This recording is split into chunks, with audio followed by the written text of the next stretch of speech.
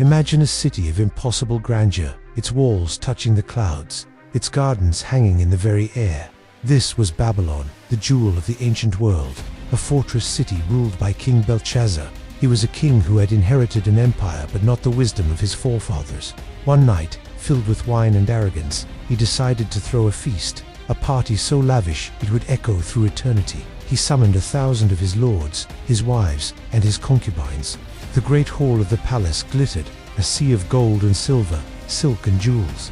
Music swelled, a symphony of indulgence, and laughter echoed off the high, vaulted ceilings. But for Belshazzar, this wasn't enough. He needed to make a statement, to mock the very heavens. He gave a chilling order: bring the sacred vessels, the ones my grandfather Nebuchadnezzar took from the temple in Jerusalem. A hush fell as the golden and silver cups, vessels dedicated to a god he did not worship, were brought forth. They were meant for sacred rites, not for drunken revelry. With a defiant grin, Belshazzar raised a golden goblet high, to the gods of gold and silver, of bronze and iron, of wood and stone. He roared. His lords cheered, and they all drank from the holy cups, their laughter a blasphemous chorus that filled the hall. They praised their idols, their man-made gods, feeling invincible within their impenetrable walls. But then, in the flickering torchlight, something impossible happened. The music died. The laughter caught in 1,000 throats. Every eye was drawn to a single spot on the plaster wall. Out of thin air, the fingers of a human hand appeared. They moved with an unearthly grace, spectral and silent, writing no body, no arm, just the disembodied fingers, scratching glowing letters into the wall. The king watched, his face draining of all color. The goblet slipped from his trembling hand, clattering to the floor.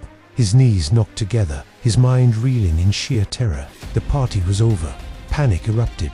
Belshazzar screamed for his wise men, his enchanters, his astrologers. They rushed in, their confident facades melting as they stared at the fiery inscription.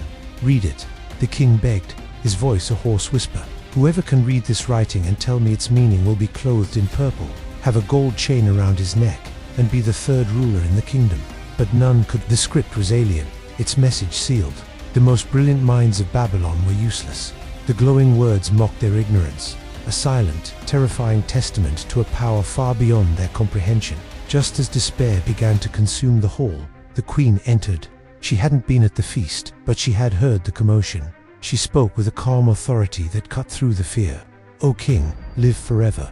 Don't be alarmed. There is a man in your kingdom in whom is the spirit of the holy gods. In the days of your grandfather, he was found to have light and understanding and wisdom. His name is Daniel. Let Daniel be called, and he will show the interpretation." And so, they brought in an old man, Daniel. He had served kings before Belshazzar, a man of unwavering faith, living in a foreign land.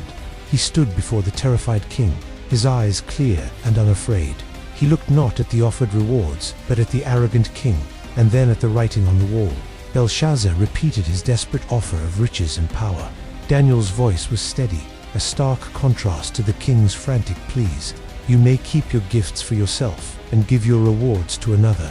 Nevertheless, I will read the writing to the king, and make known to him the interpretation." He then reminded Belshazzar of the story of his grandfather, Nebuchadnezzar, a mighty king who was humbled by God for his pride, forced to live like an animal until he acknowledged that the Most High, God, rules over the kingdom of men.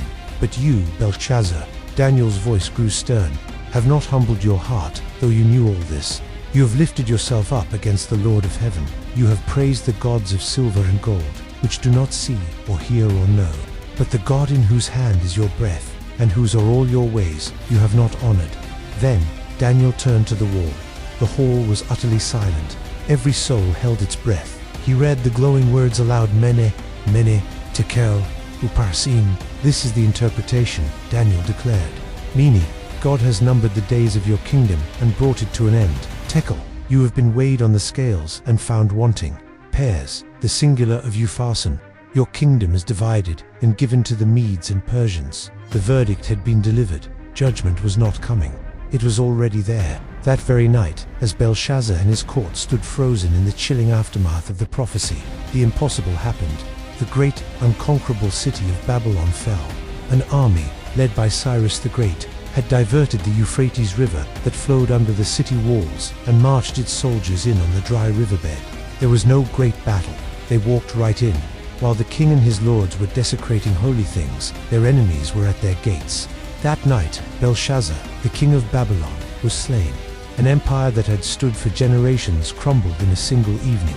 The writing on the wall was not just a warning, it was a death sentence, a final, divine declaration that pride comes before the fall, and that no wall is high enough, no fortress strong enough, to protect you from the judgment you have earned.